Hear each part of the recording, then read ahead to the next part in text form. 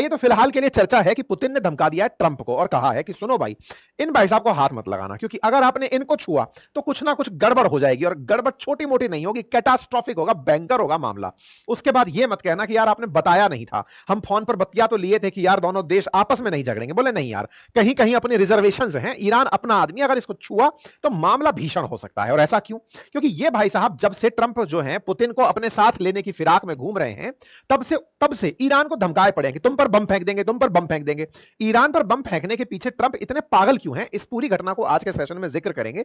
हाल ही में यह न्यूज इतनी बड़ी बनी क्यों है? क्योंकि हाल ही में रूस के विदेश मंत्री, डिप्टी विदेश मंत्री ने एक बयान देते हुए कहा कि देखो भाई, ईरान को धमकाना बंद करो, अगर आपने उसके ऊपर बम गिराए तो परिणाम भीषण हो सकते हैं, इसके लिए तैयार रहो। इसी कारण से हेडलाइंस बनती हैं ईरान के और ब्रिक्स के और इन सब के न्यूज के अंदर पोर्टल्स में, और कहा जाता है कि Russia has warned United states that strike against Iran would have catastrophic consequences. ये न्यूज बनकर के आती हैं, हेडलाइंस बनती हैं, लेकिन बड़े सवाल वहीं खड़े रह जाते हैं कि आफ्टर ऑल अमेरिका और ईरान के बीच में ऐसी दुश्मनी क्या है कि मैं तेरे पर बम फेंक दूंगा, बम फेंक दूंगा, ये सब चला आता है। तो भाई साहब, ये लड़ाई है असल में ईगो की, ये लड़ाई है असल में सत्ता को बनाए रखने की, ये लड़ाई है कि वर्चस्व को ये समझाने की कि हां भाई, हमारा सत्ता कायम है और हमारा वचन ही शासन है। तो आज के सेशन में आपको समझाएंगे मिडिल ईस्ट में अमेरिका की असल में ईरान से टसल क्या है। देखिए, जैसा आप सभी जानते हैं कि पूरी दुनिया में जो लड़ाई है वो पैसे की है, और पैसा असल में जो ब्लैक गोल्ड के रूप में जाना गया वो था ऑयल। पर्शियन गल्फ, इस फारस की खाड़ी में बहुत तेल था। इस पर्शियन गल्फ में जो पर्शियन नाम है ना, असल में वो ईरान का ही नाम हुआ करता था। अब ये ईरान की जो खाड़ी है, जिसे आप पर्शियन गल्फ कहते हैं, आज इसके आसपास जितने भी देश हैं वो तेल और गैस के प्रचुर भंडार हैं, और उन पर नजर हमेशा से यूरोपियन कंट्रीज की रही। यूरोपियन कंट्रीज में यूके, फ्रांस एंड ऑल, ये तो थे ही, और अमेरिका सेकंड वर्ल्ड वॉर के बाद इनका अब्बा बन के बैठा रहा, बड़ी बड़ी कंपनियां इन्हीं के माध्यम से बेचता रहा। ये तो कट टू दी शॉर्ट है।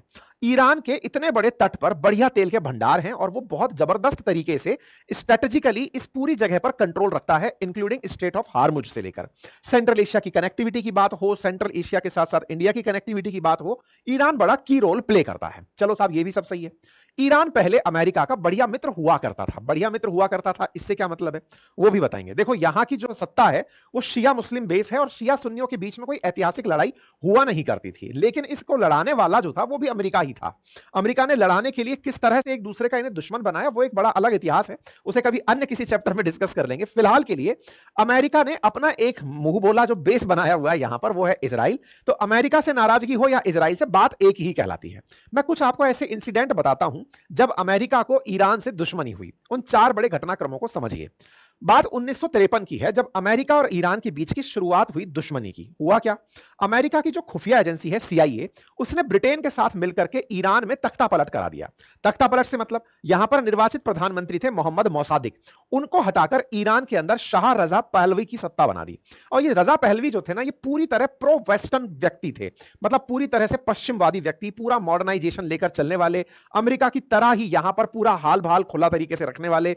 मतलब एक तरह से कहते थे कि मिडिल ईस्ट में ईरान फैशन कैपिटल हुआ करता था। तेहरान के अंदर मतलब फैशन शो हुआ करते थे। इतना मॉडर्नाइजेशन अमेरिका के प्रयासों से यहां होने लगा था। अमेरिका और ब्रिटेन ने बढ़िया शाह रजा पहलवी के केस में यहां पर अपना राज फैलाकर काम किया। चलो कोई बात नहीं, लेकिन यहां पर एक व्यक्ति निकला, नाम था उसका खुमैनी। उसे यह बात समझ में आ गई कि अमेरिका ने हमारे मूल सिद्धांतों के साथ खेलते हुए देश को बर्बाद करने के लिए यह सारा खेल किया है। मोसादिक जो थे वो चूंकि तेल का राष्ट्रीयकरण करना चाहते थे, राष्ट्रीयकरण में सारा की सारा तेल ईरान अपना रख लेता, ऐसे में अमेरिका और ब्रिटेन यहां का तेल लूट कर नहीं ले जा पाते, इसीलिए सत्ता बदली थी। यह बात समझने के लिए खुमैनी, जिसका नाम था आयातुल्लाह रुहल्लाह खुमैनी, जो आज इनका सबसे बड़ा नेता है, वो व्यक्ति इस बात को समझा, और उसने समझ के पूरे ईरान के लोगों को यह बात समझाई कि देखो, सबसे पहले अमेरिका ने इस व्यक्ति को हटाया मोहम्मद मोसादिक को, क्योंकि वो देश का हित चाहता था, लेकिन उसकी जगह शाह रजा पहलवी को इन्होंने बिठाया ताकि ये हमारे तेल को बढ़िया से निकालकर यहां से ले जा सके। ईरान के लोगों, जाग जाओ। इस भाई ने सबको एक्टिवेट कर दिया, इतना एक्टिवेट किया कि ईरान में असंतोष उत्पन्न हो गया, और जो रजा पहलवी हैं उन्हें ईरान छोड़कर भागना पड़ा, और खुमैनी यहां पर आकर बैठ गए। मतलब ईरान में एक जबरदस्त क्रांति आई, और उस क्रांति का परिणाम यह निकला, पूरी तरह से वेस्टर्नाइजेशन या मॉडर्नाइजेशन जो ईरान में था वो रोक दिया गया। अमेरिका समर्थित जो भी घटनाएं थी उनको पूरी तरह पॉज कर दिया गया कि भाई तुम यहां नहीं दिखोगे, क्योंकि तुम ईरान का भला नहीं चाहते, तुम खुद का भला चाहते थे, इसलिए हमारी सरकारें गिराई। कोई बात नहीं। लोगों में इतना गुस्सा पनपा अमेरिका के खिलाफ कि उन्होंने जो अमेरिकन ईरान में रह रहे थे उनको बंधक तक बना लिया, जिनमें से 52 अमेरिकी नागरिक ऐसे थे जिन्हें 444 दिनों तक बंधक बनाकर रखा गया, जिस पर एक फिल्म भी बना जिसका नाम आर्गो था। चलो कोई और बात, आगे बढ़ते हैं। इस बीच में जो नेतन्याहू हैं वो उधर से हिजबुल्लाह को मिटाने लगे थे, इधर से हमास को मिटाने लगे थे, और इधर की तरफ हूतियां, ये जो परेशान हो रखे थे शियाओं के चलते ईरान की तरफ से, इनके साथ भी संघर्ष कर रहे थे। लेकिन हिजबुल्लाह का जिस तरह खात्मा हुआ उससे ईरान को बड़ा सेटबैक लगा। लोगों ने कहा कि उस हिजबुल्लाह की बुरी स्थिति को देखते हुए ईरान ने रातों रात न्यूक्लियर बॉम्ब बनाने के सारे प्रयास किए हैं। कोई बात नहीं साहब। ट्रंप आते हैं इस साल की शुरुआत में, डायलॉग मारते हैं, कहते हैं कि मैं अपनी तरफ से इनको घुटनों पर ला दूंगा। भाई साहब, ईरान के प्रेसिडेंट ट्रंप को बार बार यह कहते हैं कि तुम मुझको नीचे गिराओगे, मैं तुमको नीचे गिराऊंगा।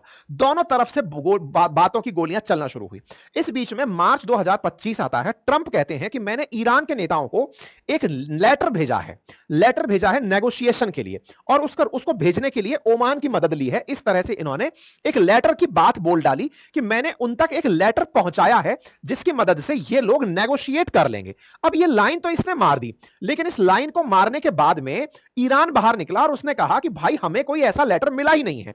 ट्रंप जो कह रहे हैं कि मेरे पास कोई लेटर भेजा है, ऐसा कोई लेटर आया नहीं जिस पर न्यूक्लियर नेगोशिएशन हो। जबरदस्ती मुझे गिल्ट में डाल रहे हैं, कह रहे हैं कि हम उनसे बातचीत करना चाहते हैं, ऐसा कुछ हुआ ही नहीं है।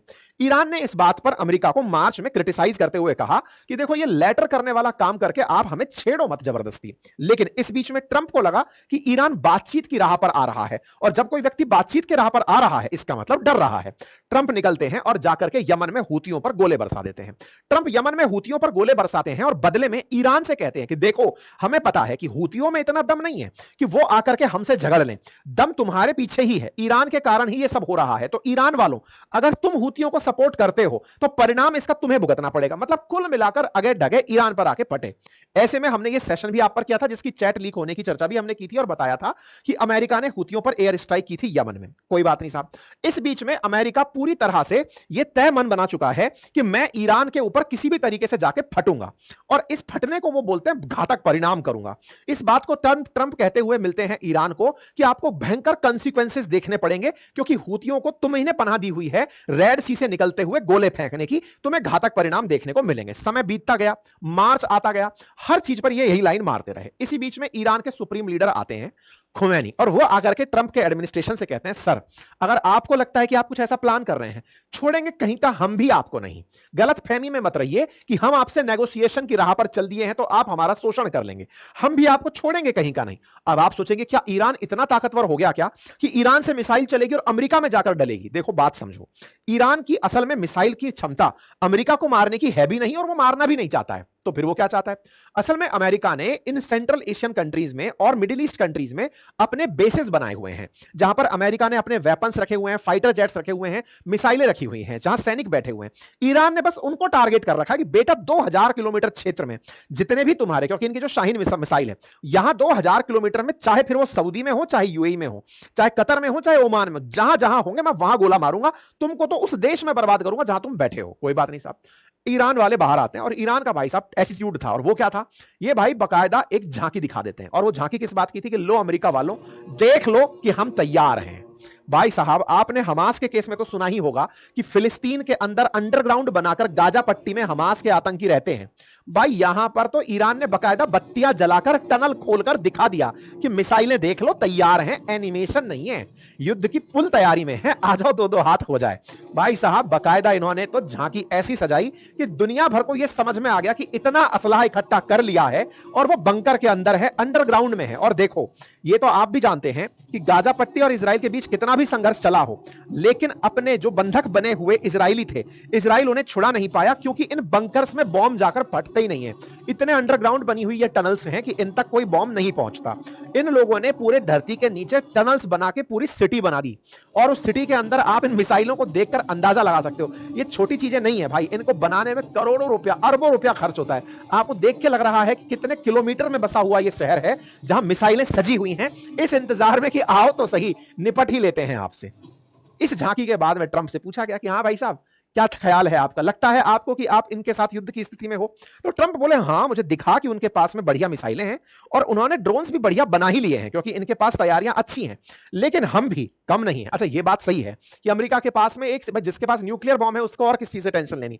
अमेरिका को असली डर इस बात का है कि ईरान के पास अगर न्यूक्लियर बॉम्ब हुआ और ये इजराइल पर फेंक दिया तो क्या होगा। मतलब टेंशन अलग तरीके की है जो खुल के सामने नहीं आ रही है। कोई बात नहीं, ऐसे में ट्रंप से पूछा गया तो यही बोलते हुए पाए गए कि नहीं, हम पूरी तैयारियों में हैं। तो अब ये देखना होगा कि इनकी तैयारियां हैं कैसी, क्योंकि ईरान को तो ये धमका चुके हैं अपनी तरफ से, ईरान झांकी दे चुका है, ये डे टू डे होने वाली चीजें हैं। इस बीच में ईरान ने अपनी तरफ से यूएन में भी मैसेज डाल दिया है कि सर देखो, हमें जबरदस्ती बुली किया जा रहा है, ये कहते हुए कि हम फिर से टैरिफ लाद देंगे, हम फिर से सैंक्शन लाद देंगे, युद्ध की धमकियां दी जा रही हैं, बाद में मत कहना कि हम फट गए थे। तेहरान टाइम्स में लिखा गया आर्मी की तरफ से, warning that if the enemy make a strategic mistake and attack the Islamic land of Iran, they will receive A harsh and regrettable response. इन्होंने बकायदा 31 मार्च को यानी कि कल अपनी तरफ से यह स्टेटमेंट जारी करते हुए कह दिया कि अगर गलत फहमी पाल ली है कि तुम हम पर हमला करोगे तो मुंहतोड़ जवाब मिलेगा। तेहरान टाइम्स ने बकायदा इस बात को कवर कर दिया और साथ में यह कहा कि भाई अब अमेरिका हमको इस तरह से धमका धमका कर न्यूक्लियर वेपन बनाने के लिए मजबूर कर रहा है, हमको लग रहा है कि हमें बम बना ही लेना चाहिए। इस बीच में बेचारे औरों की जो दिक्कत है वो किन की हुई, जैसे रशिया यूक्रेन में यूरोपियंस की हालत खराब हुई थी, वैसे ही पर्शियन गल्फ के अंदर हालत खराब हो रखी है सऊदी की, यूएई की, कुवैत की। इन्हें टेंशन क्या है कि अमेरिका वहां बैठ करके हमको यहां मरवा देगा। क्यों? क्योंकि ये बेचारे पिछलग्गू हैं। ये यूएई, सऊदी और ये जितने भी कुवैत वगैरह देश हैं, ये अमेरिका जैसा कहता है वैसा करते हैं। ऐसे में ईरान ने सेट कर रखा है कि मैं कंपटीशन ही खत्म कर दूंगा, तू गोला वहां से यहां चलाएगा, हम कहीं चलाएंगे ही नहीं, हम आराम को जो सऊदी की है उसको बर्बाद कर देंगे, तू हमको बर्बाद करने आएगा, हमारी सारी मिसाइलें सऊदी पर जाकर गिरेंगी तो ऑटोमेटिक हम रिवाइव कर जाएंगे। हमारा प्लान ही है, तू हमको मार हम सऊदी को मारेंगे, तू हमको मार हम यूएई के दुबई को बर्बाद कर देंगे, तू हमको मार हम इस पूरे के पूरे बेल्ट को खत्म कर देंगे, तेरे ऊपर इतना प्रेशर खड़ा कर देंगे ये लोग कि महाराज रोक दो, ईरान को मारना छोड़ दो। इस बीच में ये लोग निकल कर आए और उन्होंने कहा कि सुनो महाराज, यूएस वालों हमारी जगह यूज मत कर लेना, ईरान पर अटैक करने जाओ। आज की खबर है, अप्रैल फूल नहीं है, रियल खबर है।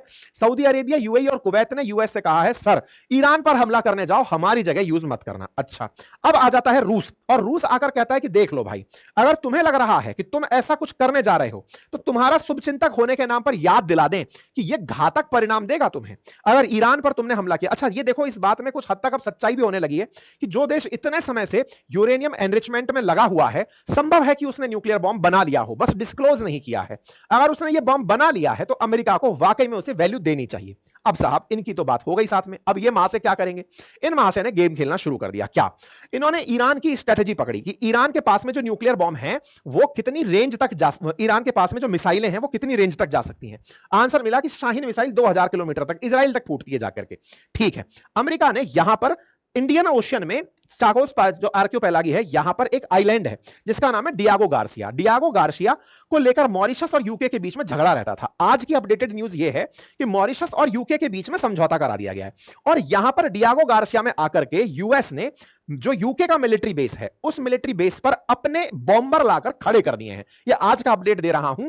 मिलिट्री बेस पर आकर डियागो गार्सिया के अंदर B-2 बॉम्बर जो यूएस के हैं वो आकर खड़े हो गए हैं और इस उम्मीद से कि ये जाकर ईरान पर बम फेंक कर आएंगे। इंटरेस्टिंग बात समझना, ये बेचारे पीछे हट गए, भाई साहब हम नहीं लड़ पाएंगे, आप झगड़ लेना, इनसे झगड़ना है तो ऐसे में डियागो गार्सिया से यहां रीच मारनी है तो ऐसी स्थिति में यहां से यहां तक पहुंचने के लिए इसको 5000 किलोमीटर ट्रैवल करना होगा। आप यहां पर कटिंग देख सकते हैं, न्यूज है, यूएस पुट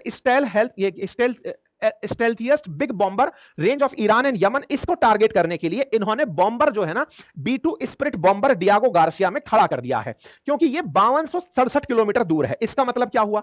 मतलब यह हुआ कि ईरान से अगर बम चला इधर की तरफ वो तो पहुंचेगा नहीं, मतलब इनको तो कोई दिक्कत है नहीं, ये अपना बॉम्बर उठाकर यहां फेंक देंगे। इनकी बॉम्बर की खासियत क्या है? इनके बॉम्बर की खासियत यह है कि ये 11000 किलोमीटर तक एक ही बार में ट्रेवल कर सकता है और रास्ते में रिफ्यूल हो सकता है। रिफ्यूल के लिए ये लोग क्या करेंगे, 2000 किलोमीटर की दूरी के आसपास लगभग यहां पर अपना कोई भी पानी वाला एयरक्राफ्ट खड़ा कर देंगे जिससे कि फ्यूलर ऊपर उड़ेगा और उसको भर करके वापस मार करने के लिए भेज देगा। यानी कि यहां से यहां की स्ट्रेटेजी इन लोगों ने तैयार कर ली है।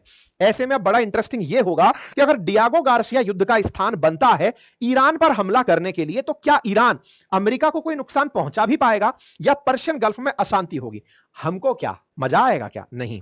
अगर गलती से यह सब होता है तो भारत के तेल का लगभग 60% इंपोर्ट इस पर्शियन गल्फ से होकर निकलता है। याद करिए, जब हमने गल्फ वॉर देखा था, उस समय पर जब ईरान का इराक का वॉर, जिसको मैंने अंकित अवस्थी ऑफिशियल पर डाला हुआ है, इसका लिंक कमेंट बॉक्स में डाल रहा हूं, आप उसे सुनिएगा।